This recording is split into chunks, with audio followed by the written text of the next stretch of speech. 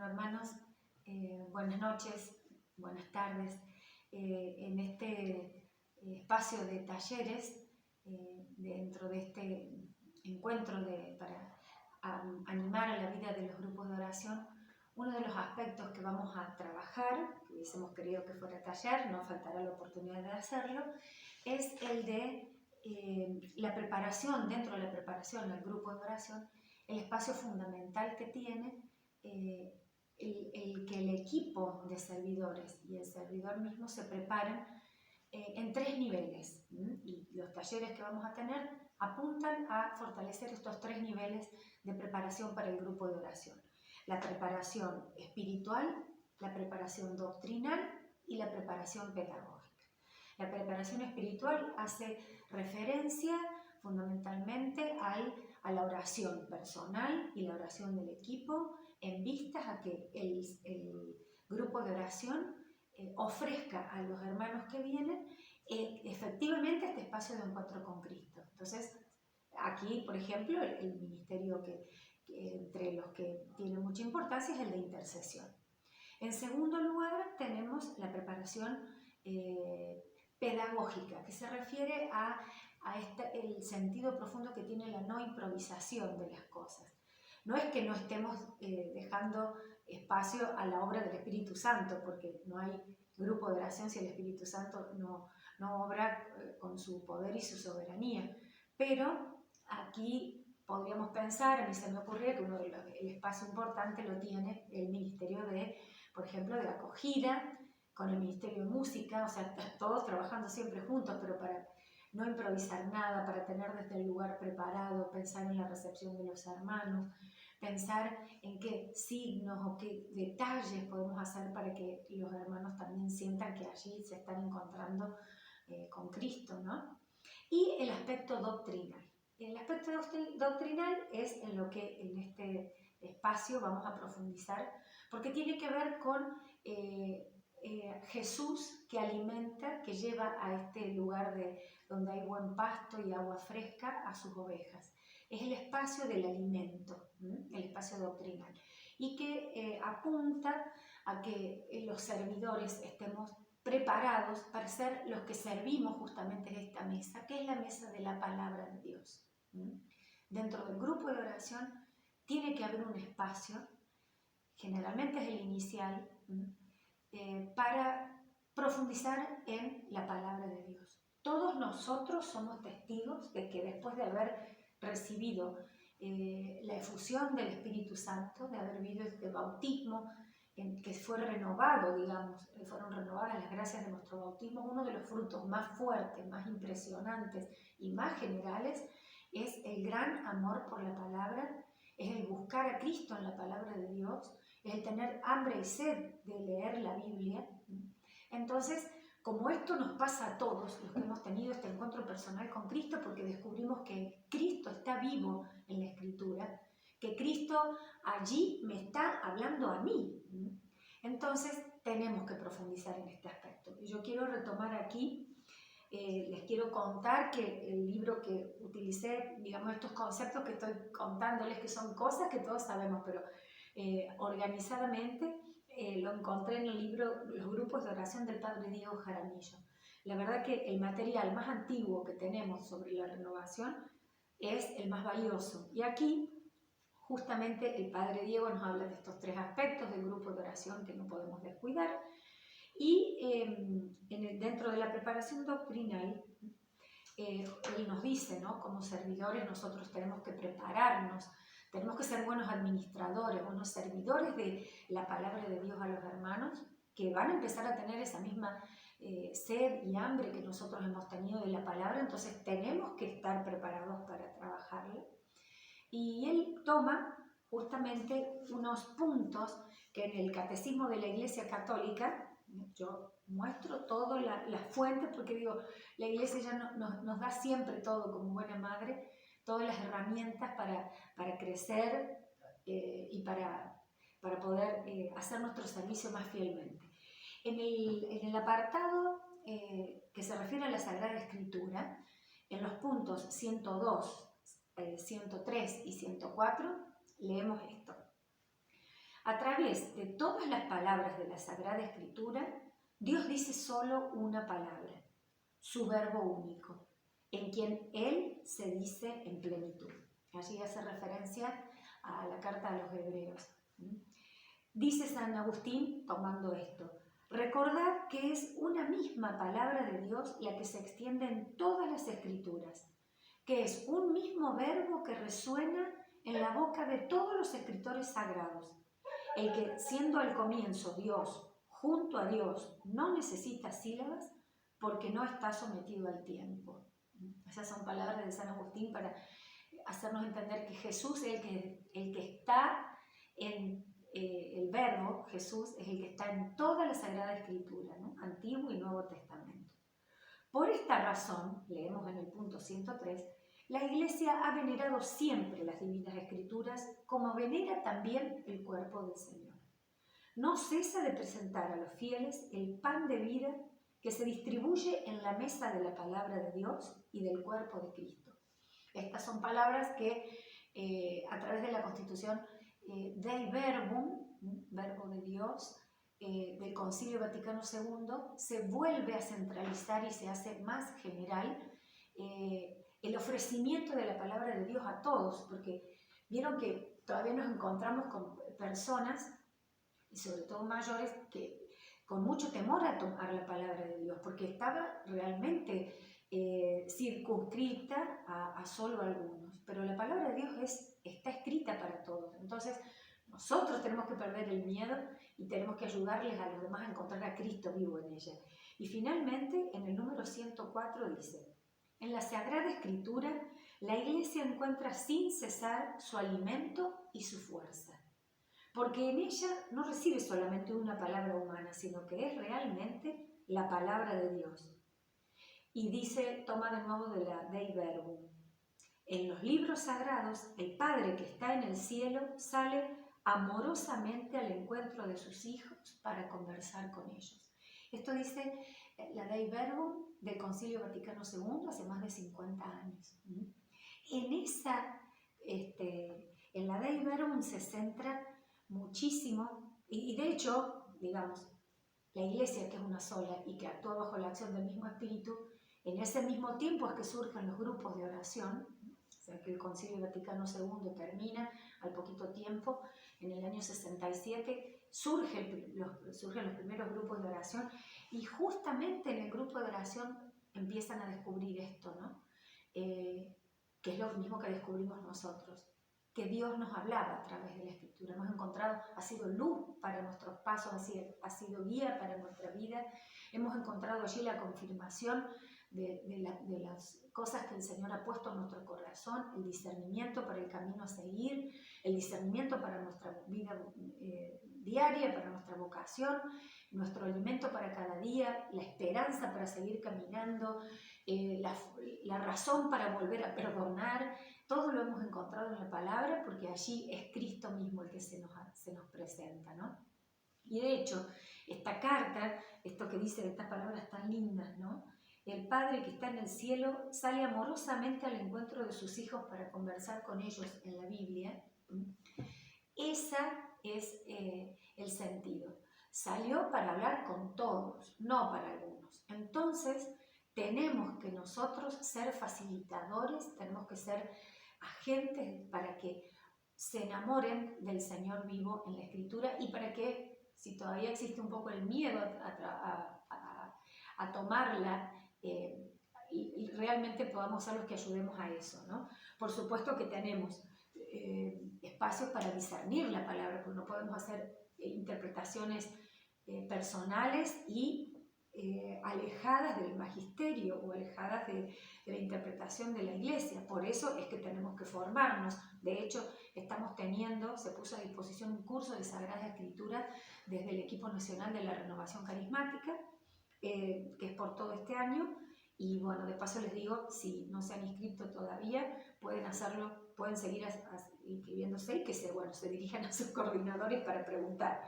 Pero, volviendo a nosotros, este es un espacio crucial para que desde la palabra de Dios brote la oración. De hecho, Acá yo hablo de textos de más de entre 50 y 30 años, pero nosotros tuvimos nuestra última conferencia episcopal, o sea, la reunión de los obispos de Latinoamérica y el Caribe, analizando la realidad de la vida de la Iglesia y de los pueblos y de nuestros pueblos, pero hablando de la vida de la Iglesia, uno de los objetivos esenciales que surgió de Aparecida, que fue la quinta conferencia en Aparecida en Brasil en el año 2007, que la hemos trabajado muy mucho, pero que le falta mucho por vivir, nos falta mucho por vivirla todavía. Una de las cosas esenciales de Aparecida es esto de que la palabra de Dios tiene que ser el centro y el punto de partida de toda actividad evangelizadora, de la catequesis, de la misión, de todo. Y nosotros sabemos que nuestro grupo de oración también lo ha sido siempre, y la Iglesia sigue afianzando este camino. Y para hacerlo lo mejor posible, porque nosotros tenemos que ser, digamos, de una manera entendida evangélicamente, expertos en esto, o sea, no tenemos que tener miedo y con la confianza en el Espíritu tenemos que trabajarlo, se nos ofrecen esto que nosotros hacemos espontáneamente, de que escuchamos una palabra y pensamos qué me está diciendo a mí, y me pongo en el lugar de uno de ellos, y me empiezo a preguntar, y a ver qué me dice el Señor que haga ahora, y quedan los propósitos en mi corazón, y le doy gracias al Señor. Esto que nosotros hacemos espontáneamente en nuestro grupo de oración, se corresponde también con una riqueza de la Iglesia, de miles de años, más de 2000 por supuesto, pero de los primeros tiempos de la Iglesia, que es la lectura orante de la palabra. Lectio divina en latín, o lectura orante de la palabra. Y que tiene, y que bueno, yo acá les muestro también, que hay un subsidio que la Conferencia Episcopal Argentina sacó en el año más o menos 2003, Orar con la Palabra de Dios, donde se nos ofrecen muchísimos recursos. Y justamente, ¿cuál es la idea de esto? Pensando específicamente en el grupo de oración, que nos tomamos unos minutos, le explicamos a los hermanos, que de hecho por ahí ya, o sea, la idea es que esto se venga realizando, le vamos a explicar a los hermanos que vamos a tener un momento de animación, de cantos, que ya estamos orando, que vamos a invocar al Espíritu y que un hermano va a guiar el trabajo con la palabra de Dios, porque después a partir de esa palabra de Dios seguiremos orando, nuestra oración va a fluir desde ahí. ¿Y qué pregunta puede surgir al respecto de esto? Que si yo llevo algo preparado, entonces no voy a escuchar lo que el Espíritu quiere decir para nosotros ese día. Y no, porque para que yo trabaje una palabra puntual en un grupo de oración, tiene que haber salido de un discernimiento del grupo de los servidores del grupo de oración, del equipo coordinador, del equipo nacional, de lo que marcó la Iglesia para ese año. Por ejemplo, este año que estamos en el año de San José, podemos hacer un trayecto de lecturas, una serie de meditaciones que tengan que ver con el papel de San José, o bien pensar que trabajar con el Evangelio que escuchamos el domingo pasado, o bien prepararnos para el Evangelio del domingo que viene, o bien en la Cuaresma trabajar los evangelios, o sea, la palabra de la Cuaresma, o también pensar, si se decide así, el Evangelio del día,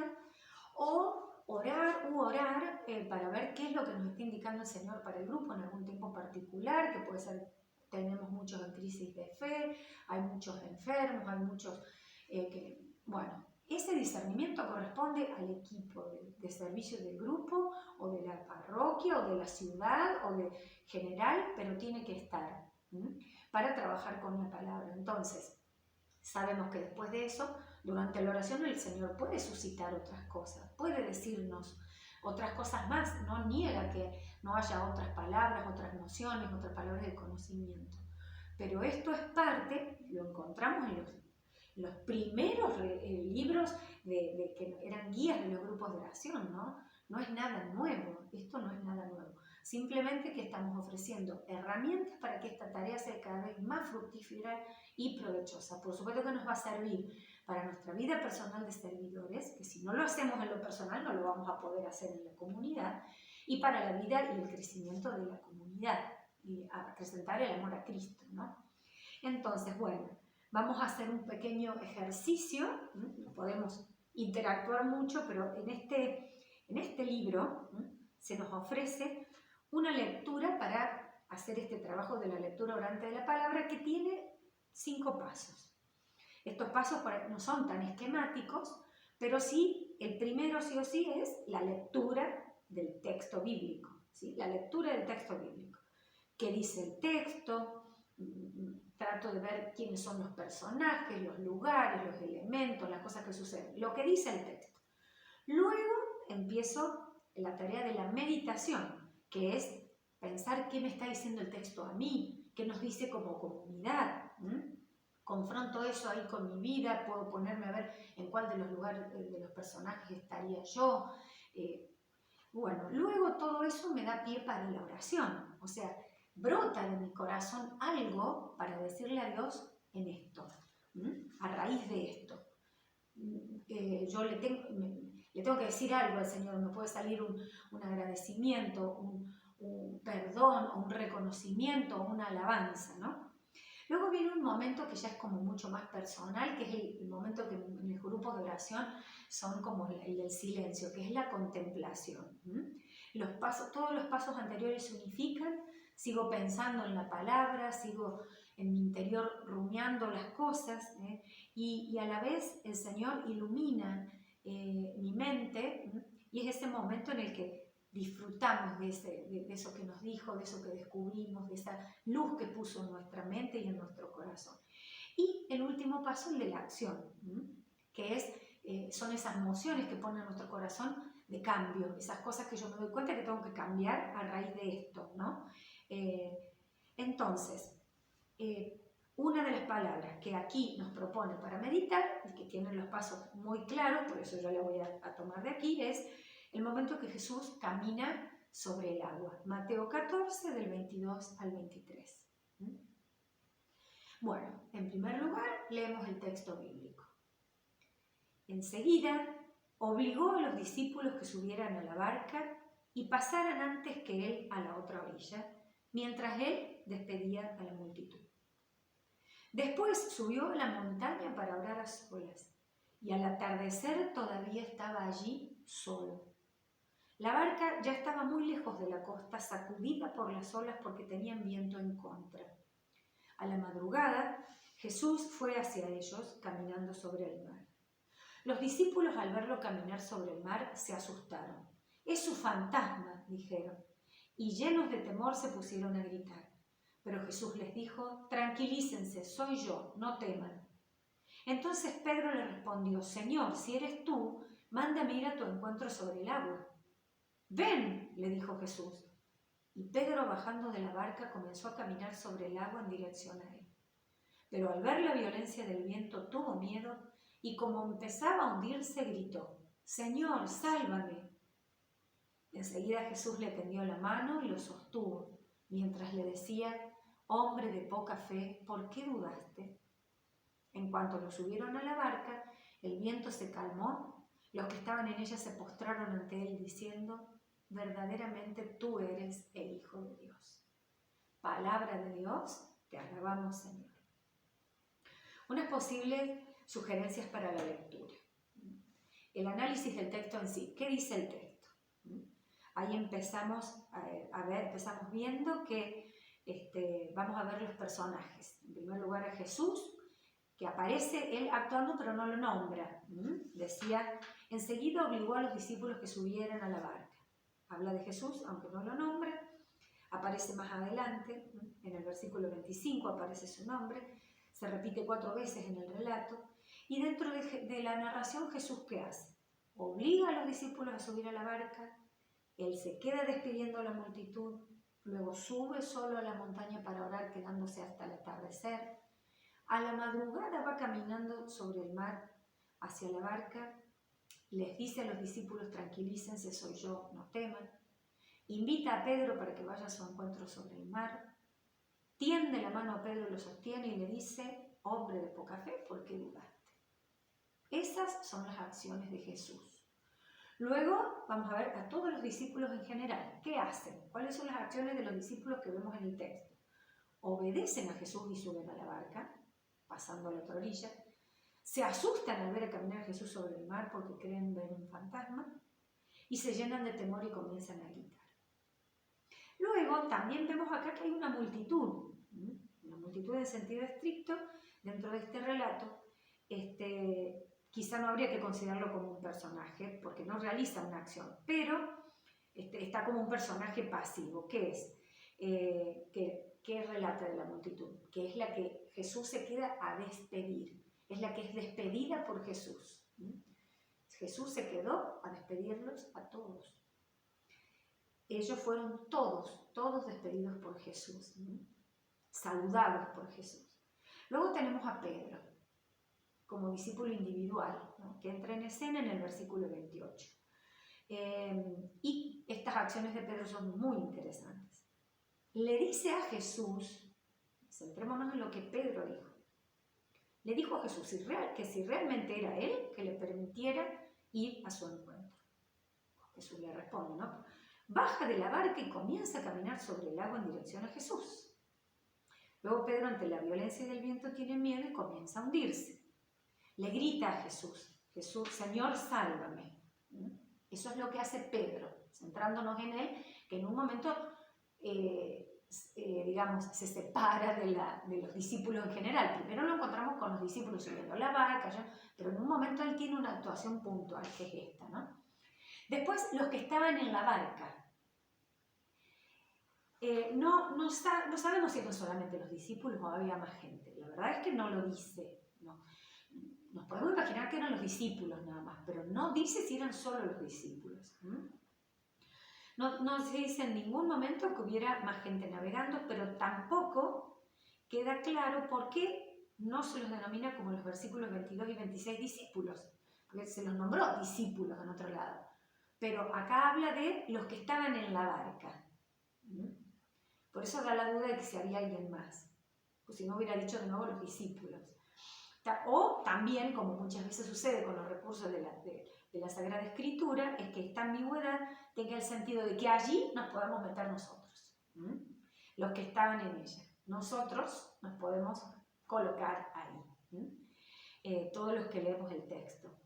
Entonces todos estaremos invitados a hacer lo mismo que dicen en la barca, porque aquí, ¿qué es lo que estaban en ella? Dice que todos se postraron ante Jesús y dijeron, verdaderamente tú eres el Hijo de Dios.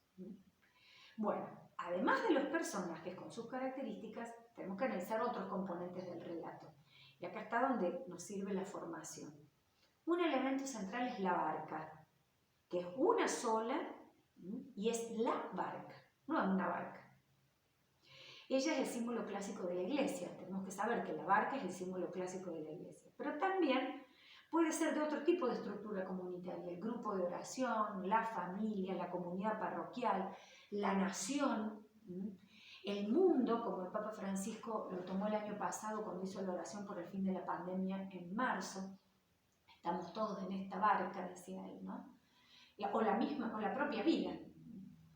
Luego, el mar aparece en la antigüedad muchas veces como símbolo del mal, de los poderes hostiles, de lo desconocido. Recuerden que hasta se pensaba que había monstruos marinos porque no había buzos, nadie se había metido en las profundidades del mar, no se sabía lo que existía. Acuérdense que todavía estamos en la época que no habían explorado el mar más allá de los pocos kilómetros conocidos, que no se conocía todavía la existencia del continente americano, no se habían lanzado más allá, que pensaban que la Tierra era plana.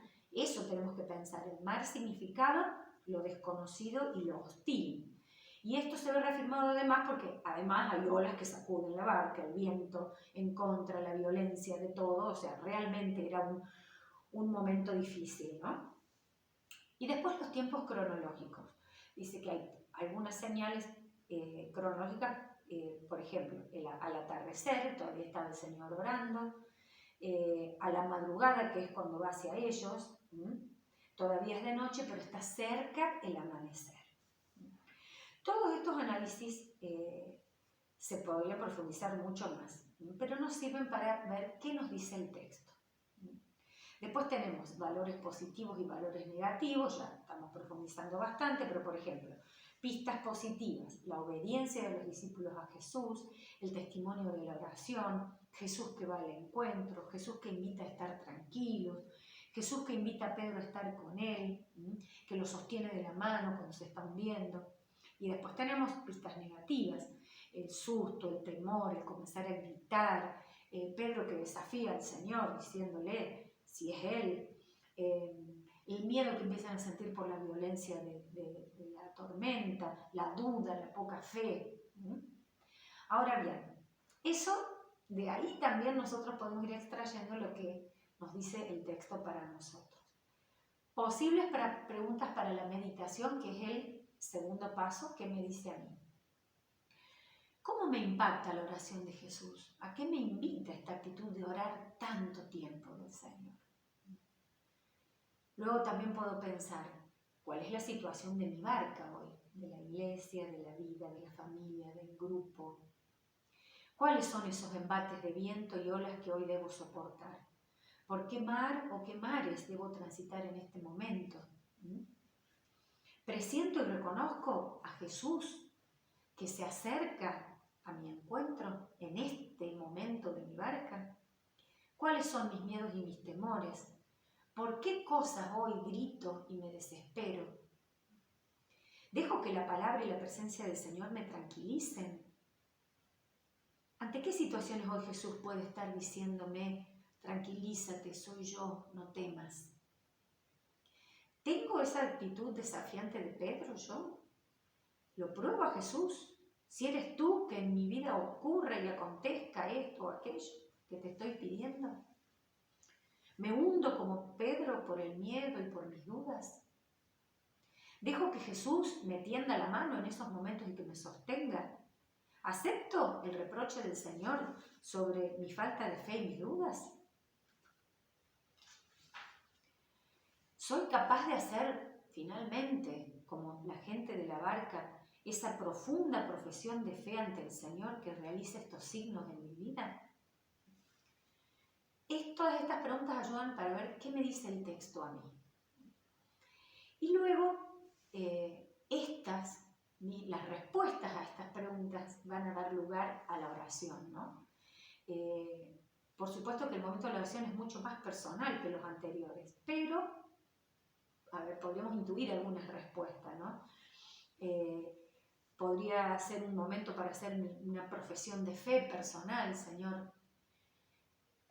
Creo, pero aumenta mi fe.